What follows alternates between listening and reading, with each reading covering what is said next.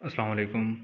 मेरा नाम डॉक्टर मोहम्मद इकराम भट्टी है और आज हम बात करने वाले हैं एक ऐसी बीमारी के बारे में जिसने पिछले कुछ अरसे में पाकिस्तान के अंदर बहुत ज़्यादा नुकसान किया है। जिसके अंदर ना सिर्फ गरीब फार्मर्स आए हैं बल्कि आला सतह के जितने भी डेयरी फार्म्स थे उनको भी नाकाबिले तलाफ़ी नुकसान हुआ है। तो आज हम बात करने वाले हैं लंपी स्किन डिजीज़ के बारे में और इससे जुड़ी हुई जितनी भी मिसअंडरस्टैंडिंग्स हैं या जितनी भी गलतफ़हमियाँ आवाम में फैल चुकी हैं या फैलाई गई हैं, उनके बारे में भी हम बात करेंगे। तो सबसे पहले हम देखते हैं कि ये बीमारी क्या है, इसका तारुफ देखते हैं। तो लंपी स्किन डिजीज़ या बीमारी एक वायरस से पैदा होने वाली बीमारी है। ये बीमारी गाय और भैंस दोनों में हो सकती है, लेकिन गाय के बीमार होने के इम्कानात ज़्यादा होते हैं।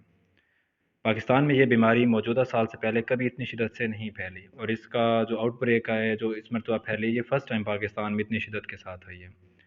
जानवर के बीमार होने के इम्कानात ज़्यादा होते हैं। अगर आपके घर के अंदर 10 जानवर हैं तो 10 में से मोस्ट लाइकली के 9-8 तो लाज़मी बीमार होंगे। लेकिन उसमें जो अ, उसका नुकसान होने का है कि मरने का जो नुकसान है वो कम होता है एज़ कम्पेयर टू उनके बीमार होने के। बीमार ज़्यादा जानवर होंगे लेकिन उसमें 2 हफ़्ते के अंदर-अंदर इम्यूनिटी आ जाती है, क़ुव्वत मुदाफ़अत आ जाती है। अगर उसको थोड़ी बहुत ट्रीटमेंट करवाई जाए साथ तो वो सेहतयाब हो जाती हैं, तो मरने के चांस कम होते हैं। अगर इस बीमारी की हिस्ट्री की बात करें, तारीख़ की बात करें, तो सबसे पहले ये बीमारी अफ़्रीकी ममालिक के अंदर पाई गई थी। ये बात है 1960s की। 60 की जो दिहाई थी, उसके अंदर साउथ अफ़्रीका या जितने भी ममालिक अफ़्रीकन कॉन्टिनेंट के हैं, उनके अंदर देखी गई थी। फिर उसके बाद ये बीमारी अरब ममालिक की तरफ मूव हुई। तुर्की और इसराइल के अंदर भी इसकी वबा कई मरतबा सामने आ चुकी है, जिसमें 2003 की वबा, 2006 की वबा और 2009 के अंदर भी वहाँ पे आउटब्रेक हुआ था। लेकिन इसराइल ने अब इस बीमारी के ऊपर काबू पा लिया है, मुकम्मल मुकम्मल वो वैक्सीनेटेड हैं और वहाँ से बीमारी ख़त्म हो चुकी है। फिर इसके बाद ये बीमारी अब एशियाई ममालिक जिनमें हमारा पाकिस्तान, भारत, बांग्लादेश, ये जो ख़ित्ता है इसके अंदर भी अब ये बीमारी काफ़ी ज़्यादा फैल चुकी है। इस बीमारी की वजह की बात करें तो वो एक वायरस है जिसका नाम भी इस बीमारी के ऊपर ही रखा गया है, लंपी स्किन डिजीज़ वायरस ही है। जैसे हम जान इंसानों के अंदर फैमिलीज़ होती हैं उनकी पहचान के लिए, ऐसे ही साइंसदानों ने जानवरों की जरासीमों की और वायरस की भी फैमिली बनाई हुई है ताकि उनको पढ़ना आसान हो जाए। तो जिस फैमिली से ये ताल्लुक़ रखता है लंपी स्किन डिजीज़ वायरस, वो पॉक्स वेराइटी है। पॉक्स वायरस एक ऐसा वायरस है जो जिस जानदार के लिए भी वो का मतलब नुकसान पहुँचा सकता है, उसके अंदर वो ज़्यादातर जिल्द को ही नुकसान पहुँचाता है। तो बाकी पॉक्स वायरस की तरह ये भी पॉक्स वायरस है और ये भी स्किन के ऊपर ही, जिल्द के ऊपर ही अपना असर दिखाता है। ये वायरस अगर आप 0 डिग्री सेंटीग्रेड भी टेम्परेचर हो जाए बाहर, तब भी ये वायरस ख़राब नहीं होगा, ये वायरस फिर भी एक्टिव रहेगा और नुकसान करता रहेगा। लेकिन अगर आप इस वायरस को 60 डिग्री सेंटीग्रेड पर गर्म करें या इसको हीट दें, इतना दर्ज हरारत दें, तो ये वायरस तबाह हो जाता है। इस वायरस का इंसानों पर कोई असर नहीं होता। अब हम ये देखते हैं कि ये वायरस एक जानदार से दूसरे जानदार में कैसे फैलता है। तो लिम्पी स्किन डिजीज़ का वायरस जितने भी बीमार जानवर के साथ अटैच चीज़ें हैं, जैसे कि बर्तन हो गए, चारा हो गया बचा हुआ, पानी हो गया या इस तरीके से जितनी भी चीज़ें हैं, जो एक बीमार जानवर के साथ अटैच हो सकती हैं, चाहे वो दूध निकालने वाले पर्सन के हाथ हैं या मशीन के कप हैं, तो उनको अगर आप किसी सेहतमंद इंसान के साथ अटैच करेंगे सेहतमंद जानवर के साथ अटैच करेंगे, तो वो भी डिज़ीज़ उसको भी हो जाएगी। अब ये बात समझनी अहम है कि ये बीमारी असल में ज़रा जानदार के अंदर काम कैसे करती है, गाय के अंदर नुकसान कैसे पहुंचाती है। तो सबसे पहले जब ये वायरस एक गाय के अंदर जाता है, तो वहाँ से ये उसके खून के अंदर शामिल होता है, उसके खून की नालियों के ज़रिए पूरे जिस्म में फैलता है। लेकिन कोई भी वायरस जहाँ भी जा रहा है, वो वहाँ पे बीमारी पैदा नहीं करता, जब तक उसको उसके मुतबादिल, उसके मुवाफ़िक मुनासिब जगह ना मिले। तो इसकी जो मुवाफ़िक जगह है, वो जिल्द की अंदरूनी दरमियान वाली जो तह होती है, उसके अंदर ये जाके रुकता है और वहाँ पे ये नुकसान पहुँचाता है। इसके अलावा अंदर वाले किसी भी हिस्से के अंदर या अज़ा के अंदर ये रुक नहीं सकता, वहाँ पे इसके रुकने की जगह मौजूद नहीं है। तो जैसे ही ये दरमियान में वहाँ जाएगा, स्किन की 3 तहें होती हैं हमारे पास, जो जिल्द होती है गाय की, उसकी 3 तहें होती हैं। दरमियान वाली जो तह होती है, उसके अंदर ये पहुँचता है, वहाँ पे ये रुकता है और अपने जैसे और वायरस बनाता है, उस जानवर की जिल्द को इस्तेमाल करते हुए। जिसकी वजह से वहाँ पे उभार पैदा होने भी शुरू हो जाते हैं। बाद में जब जिस्म को पता चलता है कि यहाँ पे कोई वायरस आ चुका है, तो वो खून के ज़रिए इसको ख़त्म करने की कोशिश करता है और अपनी जो उनकी मुदाफ़ियाती फ़ौज होती है जिस्म की, खून के ज़रिए वो भी वहाँ पे आना शुरू होती है ताकि वो इस वायरस से लड़ सके, इसको ख़त्म कर सके। तो इस वजह से वो जो उभार आपको नज़र आते हैं जल्द के ऊपर, वो इस वजह से ऊपर उठ रहे होते हैं आहिस्ता-आहिस्ता। बाद में जब जिस्म के अंदर मुदाफ़ियाती फ़ौज और इस वायरस के दरमियान में एक लड़ाई होती है, एक दूसरे को ख़त्म करने की, उसके नतीजे में उस उभार के अंदर पहले एक हल्का-सा पानी बनता है, बाद में वही पीप बन जाती है, जिसे पस भी बोला जाता है और एक ख़ास लेवल पे जाके वो फट जाता है और वो वहाँ से बाहर निकलना शुरू हो जाती है। तो असल में उस पस के अंदर वायरस भी होंगे और जिस्म के अंदर जो मुदाफ़ियाती फ़ौज खुदा पाक ने बना रखी है, जिस्म के अंदर बीमारियों से लड़ने के लिए, वो भी होती है उसमें। तो इस तरीके से ये काम करती है और जल्द को नुकसान पहुँचाती है।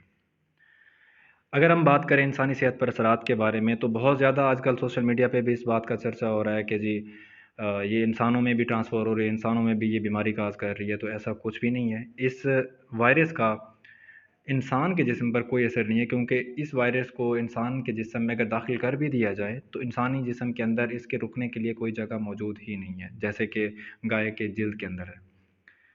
ऐसे ही ये वायरस गोश्त को भी ख़राब नहीं करेगा, लेकिन बेहतर है क्योंकि जो बीमारी होगी, उसकी वजह से हम जो उसकी ट्रीटमेंट करवाते हैं, इलाज करवाते हैं, तो उस दवाई के अंदर मौजूद होने की वजह से थोड़े बहुत असरात होते हैं, लेकिन वो इतने होते हैं कि अगर आप उस गोश्त को सही से पकाएँ, तो वो ठीक हो जाता है, उसमें कोई इश्यू नहीं रहता। ये वायरस होता है, ये जानवर के जिस्म से खून के ज़रिए भी बाहर निकलता है या यूरिन यानी कि छोटे पेशाब के ज़रिए भी बाहर निकलता है। और इसके साथ-साथ दूध के ज़रिए भी ये बाहर निकलता है, तो ये दूध में वायरस मौजूद होता है। लेकिन अगर आप उस दूध को उबाल कर इस्तेमाल करें, 60 डिग्री सेंटीग्रेड से ज़्यादा उसको गर्म कर दें, तो ये वायरस ख़त्म हो जाता है, उसका असर बिल्कुल ख़त्म हो जाता है। बिलफ़र्ज़ अगर ये वायरस इंसानी जिस्म में चला भी जाए, तो कोई नुकसान नहीं पहुँचा सकेगा। जैसे मैंने पहले बताया कि इंसानी जिस्म में इसको ठहरने के लिए जगह नहीं मिलती। इलामात की बात करें तो आजकल तो हर किसी ने देख भी लिया होगा इस बीमारी के जितने भी इलामात हैं।